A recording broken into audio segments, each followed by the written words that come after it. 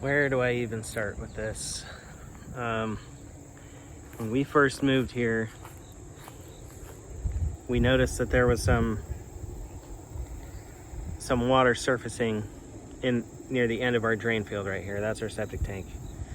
And so we had our septic tank pumped. We were new to owning a septic tank, and they told us that the aerator was bad, and they took the aerator and threw it away.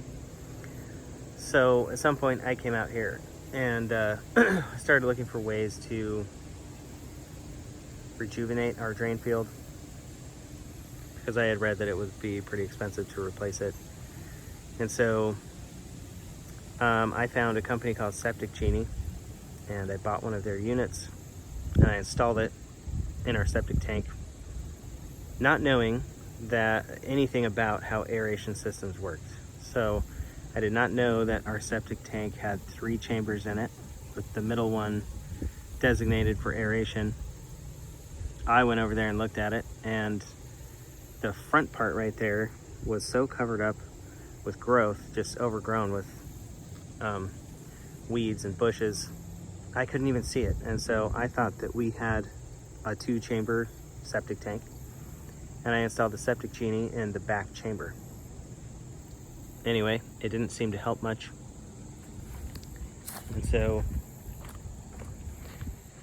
our issues eventually kind of went away with the drain field, just as things sort of dried out in the summer. And then after a few years, we had a propane delivery driver go off the driveway right here and leave a rut, and out of that rut we started seeing a leak coming all the way across the driveway. And this was in the winter, and so it froze and it left a continuous frozen patch right there. There was nothing I could really do to de-ice it because the water kept running. We did not realize it was septic water until it started melting with the spring weather, and then we could smell it. We realized that was septic water, and so we decided to take a look at the drain field and see what we could do again to kind of rejuvenate it, because apparently the drain field was so saturated that it was coming out of that rut left by the truck. So one thing that I realized, and if you have a septic system and you're new to it, check to see if any of your fixtures are running or dripping. We had a toilet and a sink that were both dripping. Toilet was constantly running, pretty much 24/7. The sink was dripping. This was just a faucet in the guest bathroom, and they were running all the time, and I had no clue what kind of damage that could do to a septic system.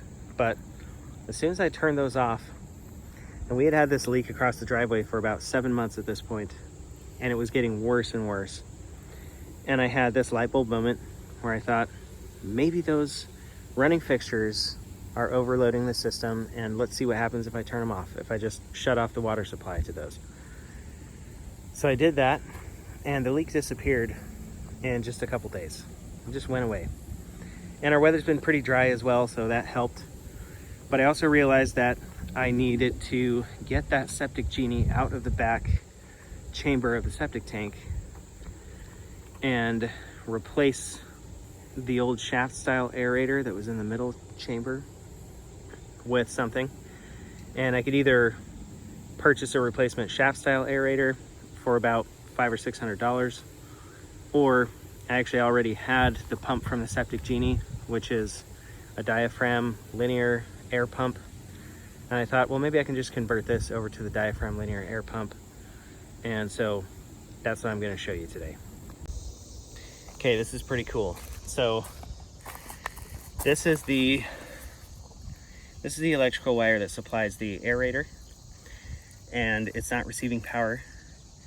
It goes up to a timer somewhere up there in the garage, and I need to figure out which wire coming into the timer is this one. And so I bought this cable tracker. It's like a wire tracer. So I had to remove this end here so that I could hook up these two clamps, and then you turn it on to send a tone through the wire, and then on the other end I should be able to touch this to a wire and it'll make that noise, so I know that it's a match. So we'll go up here. I tried to kind of do it to see if I could trace it through the ground, but I don't think I think the wire's probably too deep. This is just a cheap tool on Amazon. It was like 15 bucks. So let's go up here.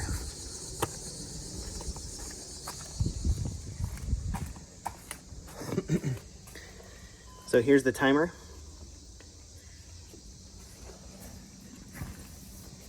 And I had narrowed it down to this gray wire here, or this gray wire here. So I touch it to that one, I can hear a faint sound. If I touch it to this one, it's a lot louder. So that's the wire I'm looking for. So that comes into the timer from the bottom, through the bottom, so it's right here. And I need to connect this up to, I'm gonna bypass the timer. I'm just gonna use this as a junction box because the type of aerator I'm installing should be running 24/7. I don't need it on a timer. This isn't running anything else that we use, so I'm basically gonna be using the timer box as a junction box. So I'm gonna take the power, which is one of these two wires that comes in as the power supply for the timer, and I'm just going to splice it with this one. And then I can turn the breaker back on and we should have continuous power down to the septic tank. All right, so everything that's not being used is capped off, and then I've connected the wire that I discovered was the one that goes down to the septic tank to the one that is the power supply for this timer. And so those are right here, the hot and neutral, and then the ground is back there connected into all the grounds, so I just left it that way. And so now it's time to test it out. All right, it is the time clock. Okay, so let's get out the voltage tester. And okay.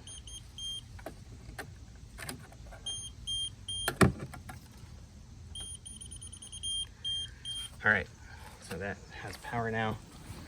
Let's go check down at the septic tank.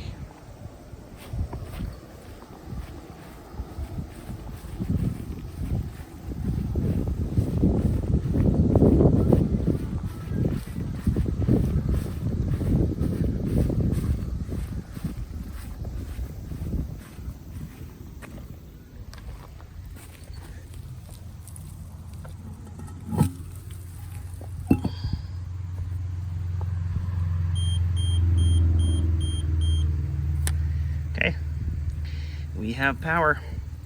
So now what I need to do is buy a new female end for this wire right here, attach that, and then I can plug in my aerator.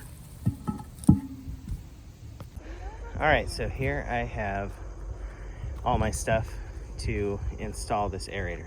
This is an old pump that I already had.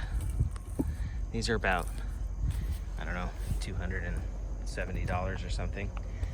It's the High Blow XP60. And then I've got a length of pipe here. I have a diffuser for the bottom of the aerator to let the air out. And then I've got this plug, this female end that I can install on that wire. And then I'm gonna have to figure out these lids, because that's actually the lid that goes here. So I'm gonna need to put this lid back up there, and then I'll probably put this as a paver that I had. I think it's a cover for one of our storm drain catch basins or something, and I'm gonna put that over here temporarily because eventually I want to replace these concrete risers and caps with plastic ones. The concrete ones are starting to shift, and so I'm gonna replace those anyway. So for now, I'm just gonna place this concrete paver on top of either that back one or this one right here. Okay, I got this new female end installed, and now I'm working on the air pipe and diffuser for that pump. So it's a 1/2 inch PVC, and then I've seen people do an elbow here, like a 90 that goes over to the diffuser, but this needs to sit about 4 inches up above the bottom of the tank, and my tank is not empty, so I don't want to stick it down in the bottom in case there's sludge down there, just so I can lift it up and measure 4 inches. So what I'm going to do is I'm going to cut a section of this pipe, and I used a T instead, so I can extend it down 4 inches down the bottom, cap it off at the end, and then I can just slide this down in, and when it hits bottom, it's in the right spot. Once I hit bottom, then I'll measure where it comes out, cut it, and I'll attach it to the pump here. So here's what I've done so far. I took that old lid that was up here and falling apart, and I have it over there. I'll get rid of that. I moved the lid from here up to there, and then I found this paver on my property, and I'm using that here. I had to pull the septic genie out of that back chamber, and that was disgusting. And so I got some of the black biomat around here a little bit. But anyway, this is how I have the pump set up. So, well, let me disconnect it so I can show you what I've got.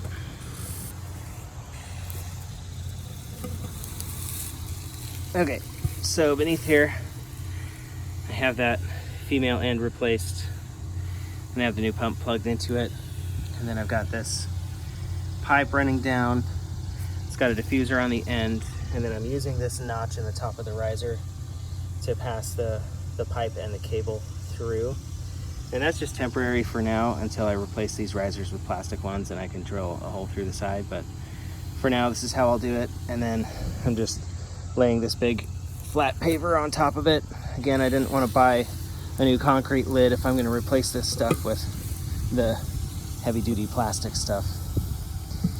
So that's how that goes.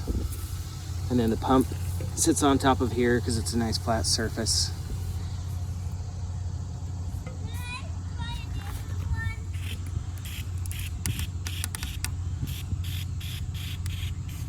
And then I can just hook it in right there. This isn't the chamber that needs to be serviced, it's that one that'll need to be pumped. So I figure it's okay to have this sitting on top of the lid, and I'll probably just get something to cover the pump to protect it from the weather. But that's how I've got it. Okay, here is the moment of truth.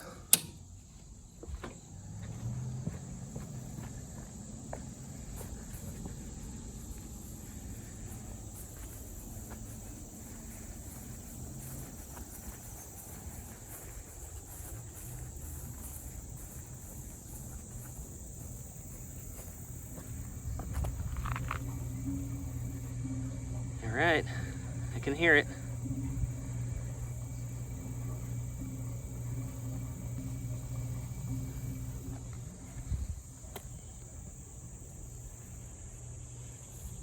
It's very quiet though. I can't even hear it from right here.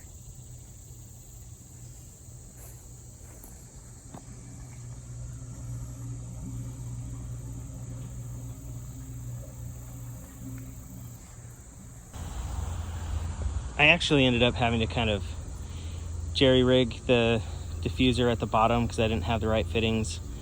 I tried to do that 4-inch extension capped at the bottom, but it actually wouldn't fit because the diameter of this riser ring is too small. And so I didn't have the right kind of elbow with one threaded female side to it. So instead I ended up using a rubber elbow. So it was actually, I just cut it off of this right here. And I attached it that way so that when I stick it through, so if I were to just stick it straight down, it could just fold and go down and then extend back out. I don't know if that worked or not, because when I turned on the pump, it sounded like big bubbles coming out, and if it's a diffuser, they should be small little bubbles. So I just want to check it and see. So I'm going to move this cord out of the way. And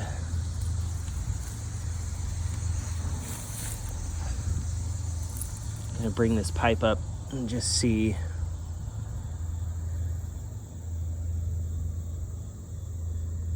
See if it still has the diffuser on the end.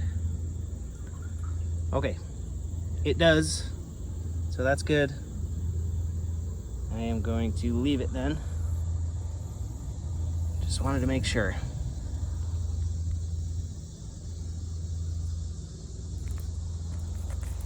So see if I can get this arranged with one hand. I have this extension cord zip tied to this Romex because the Romex is stiff and can kind of hold it up here, I'm hoping. This Romex was just in here like this for the previous style aerator. It had a shaft aerator.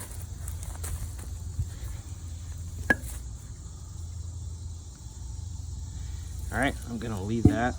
And this does, oop. Okay, this smells pretty ripe.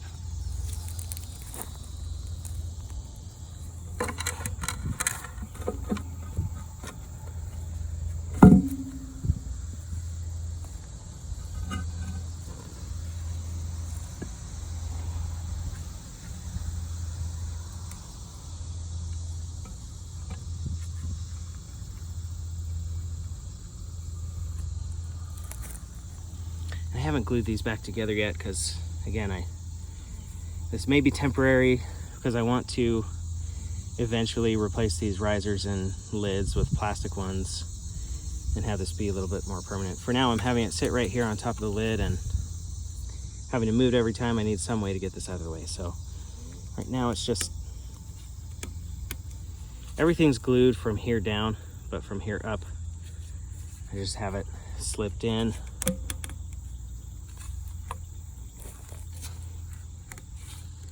And then I also need, this hose clamp is actually too small, so I need to replace that hose clamp and ideally have something on both sides here. But I think that should be good. I'm gonna go turn the aerator back on.